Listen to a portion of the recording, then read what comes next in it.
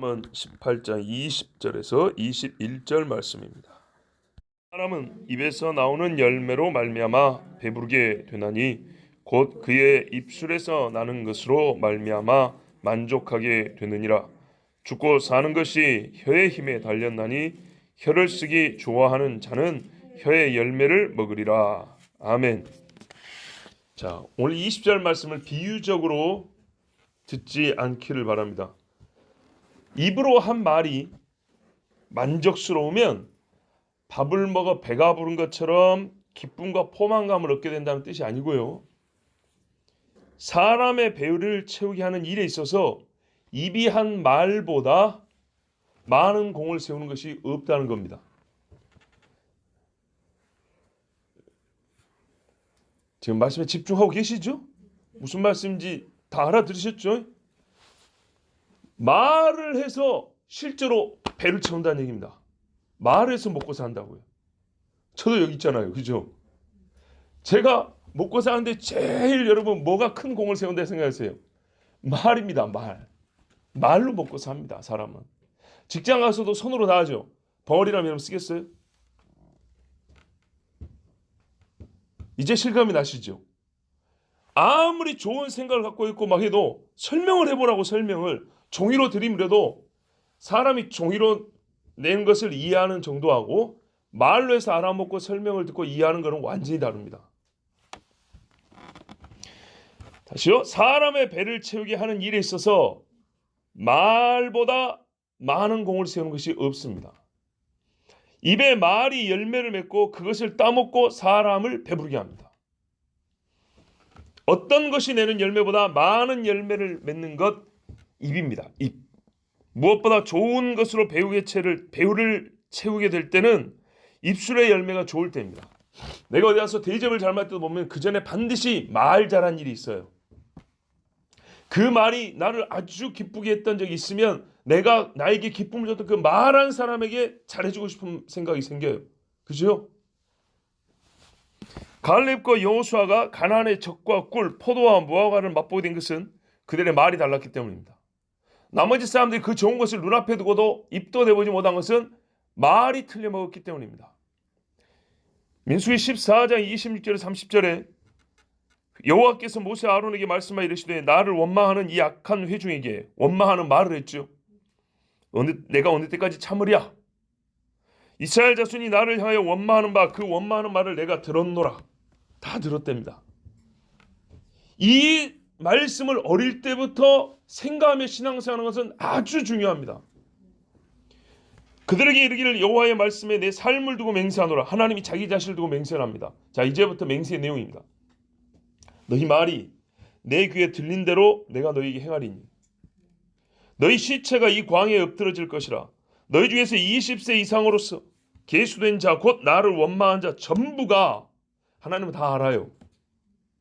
여분네 아들 갈렙과 눈의 아들 여호수아 외에는 내가 맹세하여 너희에게 살게 하리라 한 땅에 결단코 들어가지 못하리라. 아멘. 아비가일의 입이 맺은 열매는 참으로 좋아서 아비가일 아시죠? 나발의 부인이었던 여자.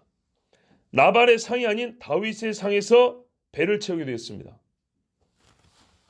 다윗의 아내가 됐습니다. 아비가일이. 근데 말이죠. 나발 집에도 좋은 거 많아요. 그렇죠? 그러나 어리석은 자의 부인으로 사는 것보다 그것도 다윗 왕의 부인으로 사는 게 훨씬 낫죠. 이 입장이 어떻게 바뀌게 됐습니까? 먹을 것만 갖다 바쳐서요? 아니요. 그래서 그런 게 아니에요. 말이 멋졌던 거예요. 나는 하나님께서 당신에게 기름 부어 왕 세운 줄 아나이다. 이스라엘의 왕이 되실 분이 어찌 어리석은 자의 피를 흘리려 하시나이까. 여호와께서 당신을 존귀하게 하시고 하면서 막 쫙 하나님이 다윗에게 해주신 말씀을 거의 이 여자가 그대로 읊어댔어요. 참 네가 지혜롭다 그랬어요. 그래서 부인으로 삼은 것이지 먹을 것 갖다 줬다고 그런 거 아닙니다. 그 말이 왕비가 되겠어요. 사마리아 성문 앞에 네 문둥병자가 있었는데 저기 아람 군대가 와가지고 포위를 하니까 사마리아 성사람들이 다 죽게 생겼어요. 근데 이 사마리아 성문 앞에 있던 네 문둥이가 어떤 말을 합니다. 말을 하고 행동으로 옮깁니다. 자, 이제 우리 잠언을 들으신 분들은 제가 거의 같은 이야기를 수십 번 반복한 걸 느끼실 겁니다. 아실 겁니다. 이제 귀에 딱 인이 박힐 정도 됐죠. 다양한 사례를 드는 것보다 몇 가지 사례를 가지고 그를 성경의 여러 말씀 그 안에 아주 다양한 의미가 들어있다는 걸 우리가 이렇게 확인도 하고 이제 아주 마음에 새기게 됐습니다. 사마리아 이 네 문둥병자도 몇 번을 말씀했어요. 봐보세요. 이 사람들이 얼마나 훌륭한 일을 했는가. 말을 했어요. 말을. 자기들이 어떤 말을 하고 그 말의 결과 굶어 죽지 않을 수 있었어요. 무슨 말인가 한번 들어보세요. 열왕기하 7장인데요. 성문 어귀에 나병 환자 4사람이 있더니 그 친구에게 서로 말하되 우리가 어찌하여 여기 앉아서 죽기를 기다리랴. 만일 우리가 성읍으로 가자고 말한다면 성읍에는 굶주림이 있으니 우리가 거기서 죽을 것이요. 만일 우리가 여기서 머무르면 역시 우리가 죽을 것이라. 그런즉 우리가 가서 살기 위해서 한 말입니다. 아람 군대에게 항복하자.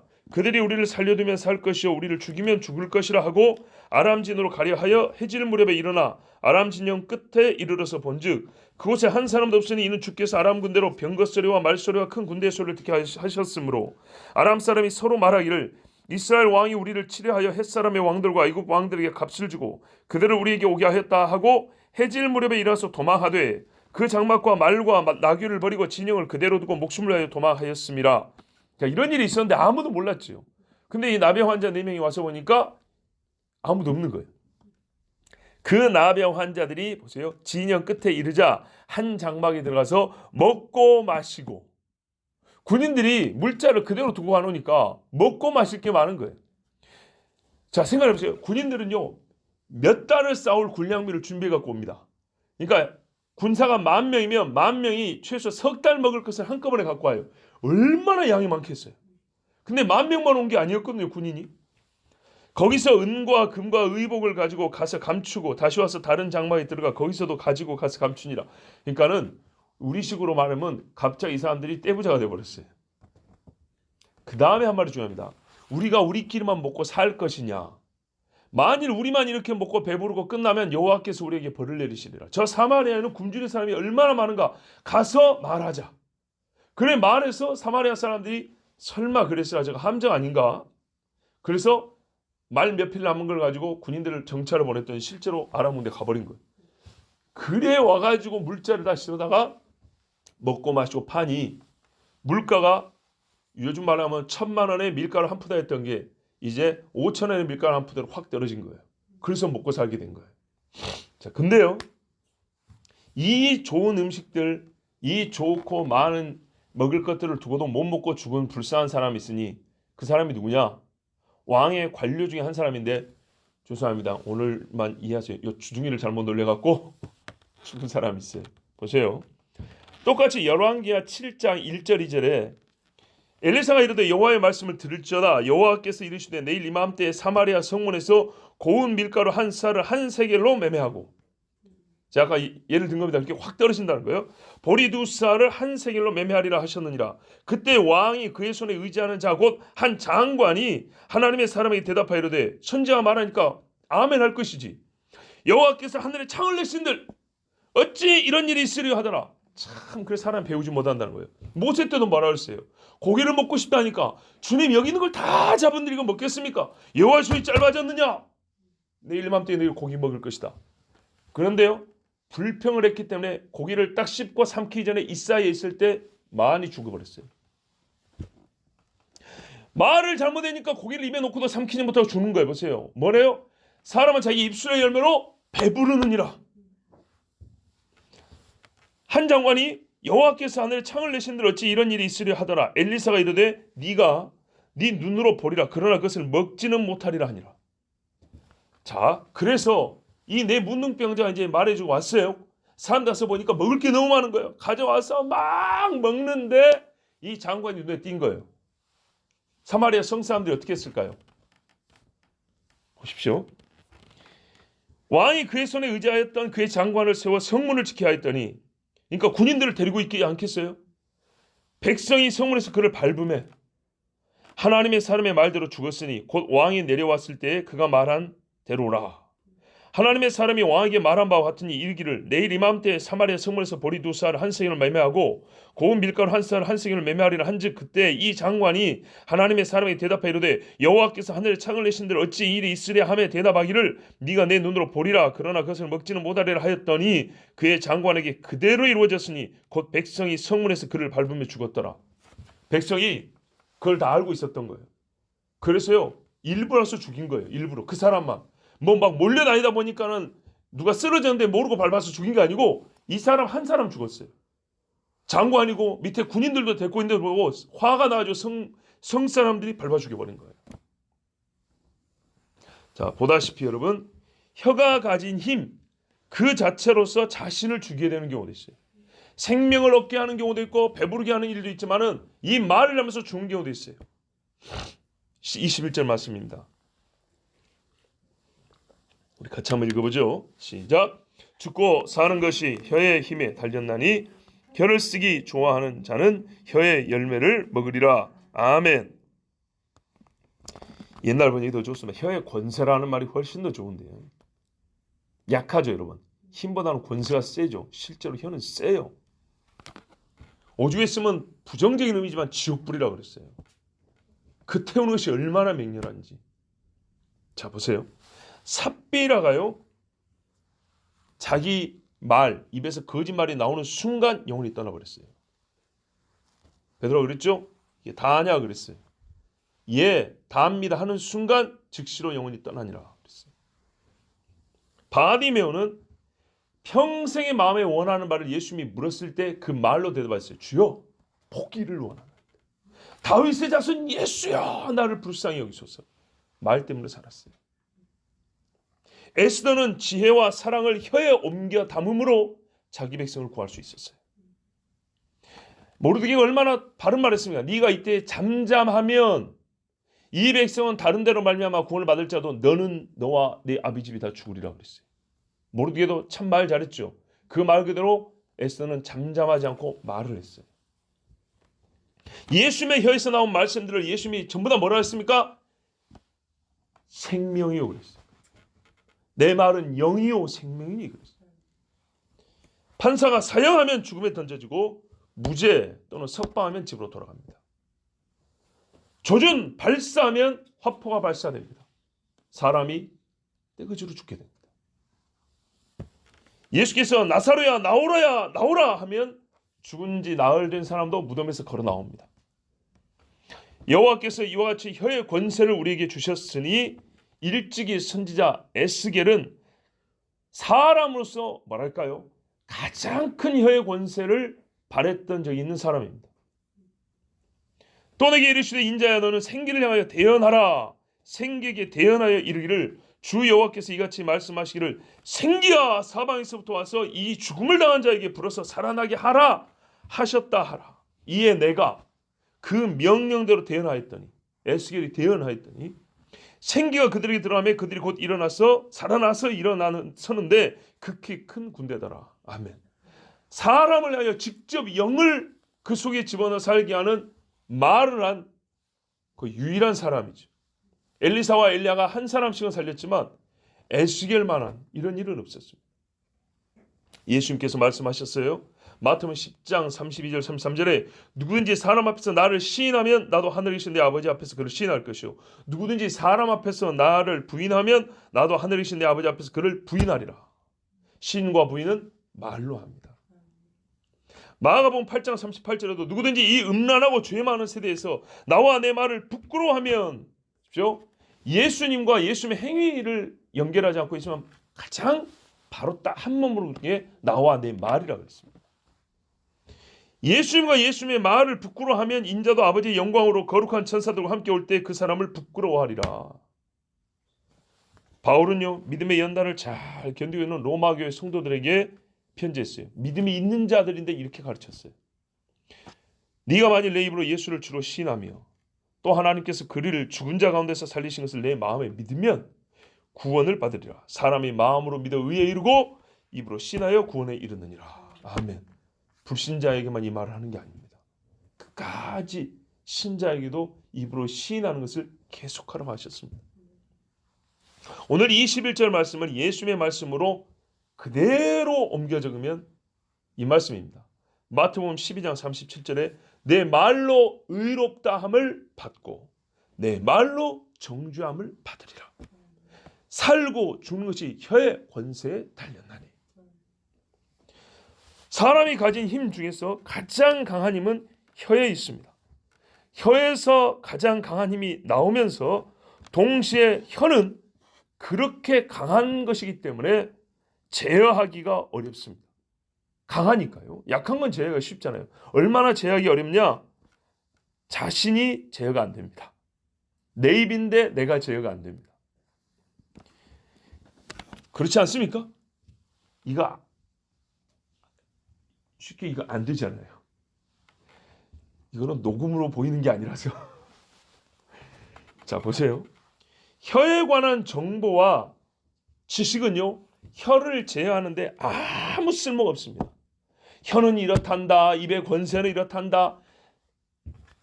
예수 믿자마자부터 지금까지 들었잖아요. 혹시 그거 때문에 지금 혀를 좀 다루는데 좀 도움을 많이 받으셨습니까? 무슨 말이냐면 우리가 아는 도움을 받지만 그거를 내가 실천하는 데 있어서 이제 그거는 자기 몫이죠. 예, 말하는 사람이 듣게 하는 데까지는 말하는 사람의 몫이지만 들은 자가 그걸 어떻게 하느냐는 자기 몫인데 그게 되든가요? 즉 내 몫이 되든가요? 말에 대해서 혀에 대해서 수없이 들었지만 그 수없이 들은 만큼의 어느 정도라도 이게 잘 되든가요? 제일 안 되는 게 혀입니다. 제일 안 되는 게. 왜 안 되냐? 혀를 쓰기 좋아하는 자는 혀의 열매를 먹으리라. 이 말씀에 답이 있습니다. 좋아하는 것이 싫어하는 것으로 바뀌지 않으면 안 되는 겁니다. 그렇죠? 술에 대한 정보를 엄청나게 가르쳐 줍니다. 술 끊어집니까? 담뱃값 했다가도 당신 이거 담배 피다가 폐가 이 모양이 됩니다. 예? 삶은 순대 먹을 때 그 폐보다도 못하게 됩니다. 이렇게 폐가 아닌가요? 하여튼 그렇게 말해줘도 말 듣든가요? 안 듣죠? 왜요? 좋아하는 것은 지식이 못 이겨요. 시집 장가할 때도 좋아하면 지식이 그걸 못 이긴다니까요. 이성이 감성을 못 이기는 겁니다. 그래서 사람이 혀에 대한 지식을 많이 갖고 있다 해서 혀를 제어할 수가 없는 거예요. 뭐가 바뀌어야 되죠? 혀를 쓰기를 좋아하는 마음이 바뀌어야 되는 거예요. 그러면 누가 합니까? 좋아하는 것을 바꾸게 하는 건요, 엄청난 외부적 충격이 있거나 큰 깨달음이 있거나 무서운 책망을 받거나 이런 경우가 있어야 되죠. 즉 요약하면 밖으로부터의 힘이 작용해야 합니다. 우리가 타력 구원이라고 합니다. 구원받고 싶고 죽기는 싫어도 제 힘으로 살 수 없는 것처럼 타력, 타자의 힘에 의해서 구원을 받는다. 그러면 그 타력이 누구냐 할 때 예수 그리스도의 힘이다. 이것이 우리 그리스도인의 신앙이죠. 그것처럼 밖으로부터 가해지는 힘에 의해서 우리의 마음이 바뀌면 혀가 바뀝니다.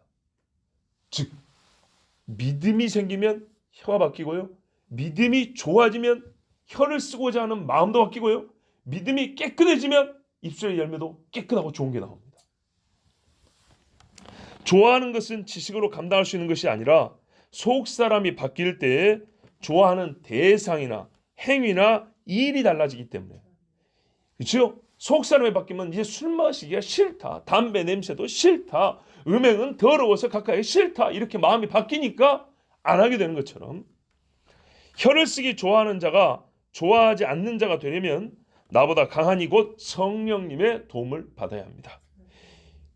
그래서 우리가 여기서 평생 기억할 만한 한 가지 깨달음이 있는데 그것이 한 줄로 정리하면 뭐냐? 혀에 대한 지혜는 혀를 가진 자가 갖고 있지 아니하고 혀를 만드신 분이 갖고 있다. 혀에 관련된 지혜, 혀에 관한 통제권, 지배권은 혀를 갖고 있는 자, 곧 내가 혀를 지배하는 것이 아니라 혀를 만드신 분이 갖고 있다. 그러면 우리는 어떻게 하죠?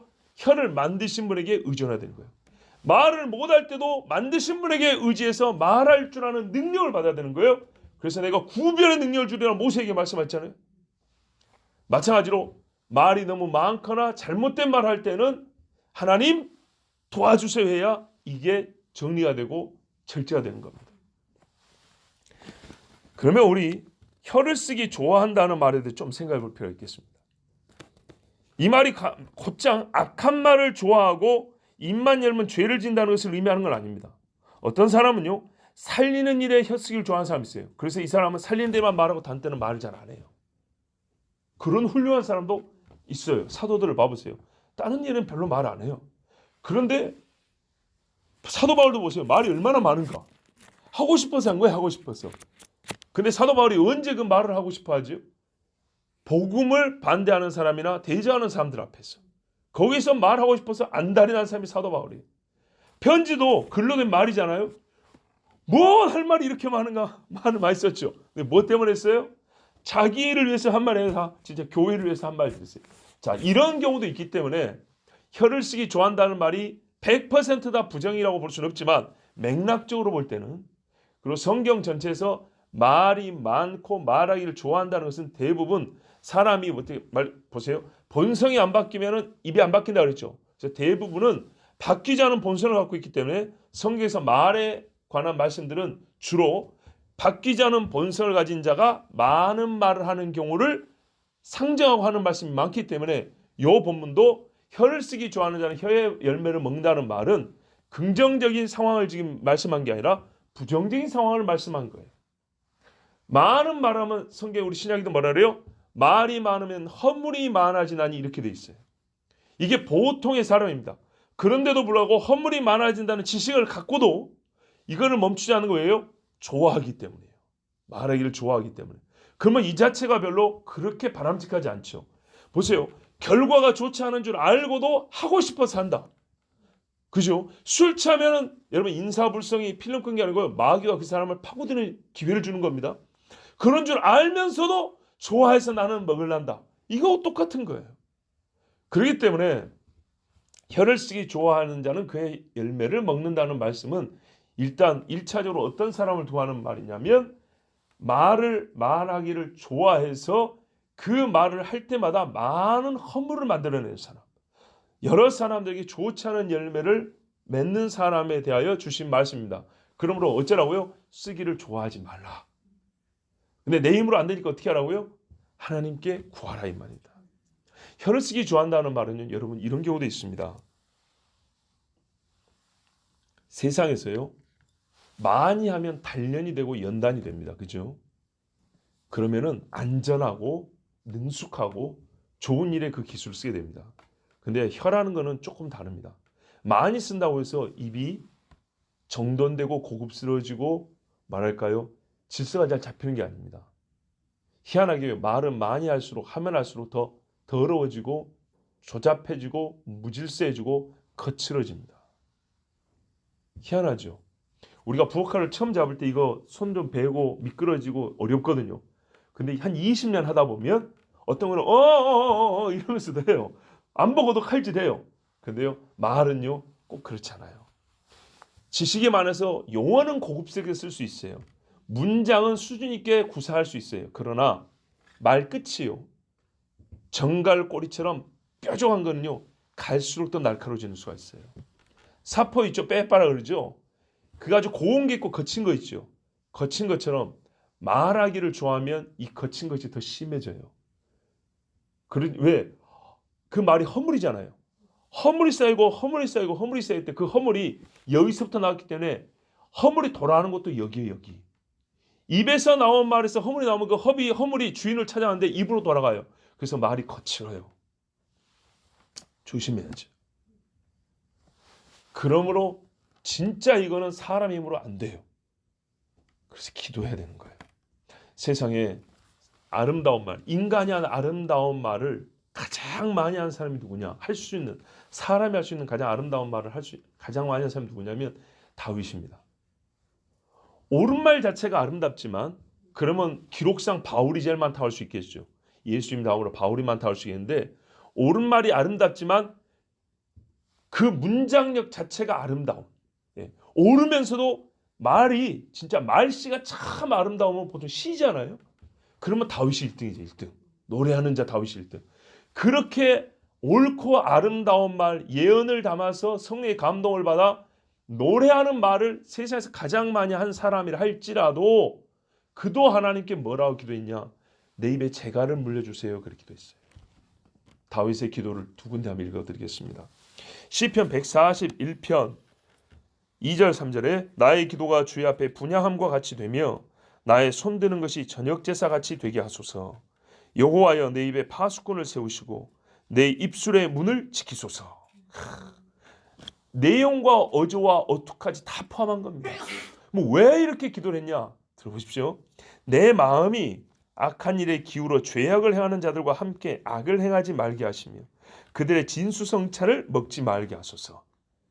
악인이 자기 입으로 벌어서 악한 걸 먹는데 내 마음이 그리 끌릴까 싶습니다. 그럼 끌리려면 어떻게 되죠? 악인하고 말을 보태야죠. 그렇죠. 악인하고 말을 보태줘야 악인에 있는 그 진수성찬을 얻어먹을 거 아닙니까? 근데 다윗이요. 그건 욕심내서 내 입에서 하지 말아야 할 말을 하지 않도록 주님 파수꾼을 세워주세요. 이렇게 기도했어요. 시편 39편 1절에도 내가 말하기를 나의 행위를 조심하여 내 혀로 범죄하지 아니하리니 악인이 내 앞에 있을 때 내가 내 입에 재갈을 먹이리라 하였도다. 자, 이 기도에도 알 수 있듯이 혀를 조심해야 될 가장 큰 이유는 마음이 악한 일에 기울어지기 쉽습니다. 말이 기울어지면 마음이 기울어지고 마음이 기울어지면 말이 기울어집니다. 예수님께서 그 아까 마태복음 12장에도 뭐라 그러냐면 이렇게 말씀했어요. 네 말로 의롭다함을 받고 말로 정죄함을 받는다 그랬죠. 근데 그 앞에 보면 사람이 쌓은 선에서 선한 것이 나오고 악에서 악한 것이 나온다 그랬어요. 마음과 입이 하나라는 얘기입니다. 그러니까 다윗이 지금 말하잖아요. 내 마음이 악인에게 끌릴까 싶으니 내 입을 지켜주세요. 내 입이 지켜지면 내 마음이 악인에게 끌리는 것도 막을 수 있습니다. 이렇게 깨달은 사람이 다윗이었어요. 그래서 하나님께 기도했습니다. 자, 악인에게 동조하는 말을 하지 않도록. 그래서 결국 내 말이 악인과 함께하면 나를 만들지 않도록. 내 말을 어떻게 하냐에 따라서 결국에 내가 악인의 상에 겸상하게 되고 악인이 될 수가 있단 말이죠. 그래서 다윗은 입부터 지켜달라고 했어요. 그러므로 우리는 다윗을 본받아서 내 입술의 정결함과 고듬을 위하여서 하나님께 기도해야 됩니다. 기도라는 말, 기도말 자체가 얼마나 우리 입술에 귀한 열매를 맺는 일인지 모릅니다. 기도의 응답이라고 하잖아요. 그게 입술의 열매예요, 열매. 하나님께서 기도를 들으시고 응답하실 때 동시에 네가 말을 참 잘했다. 내가 네 말을 들었다. 열매를 주리니 먹고 배부르라 하신 말씀과 같습니다. 그러므로 올 한 해 여러분 오직 살고 살리는 일에 역사하는 혀의 권세를 가질 수 있도록 주께 구하시고 다 응답받기를 축복합니다. 기도하겠습니다.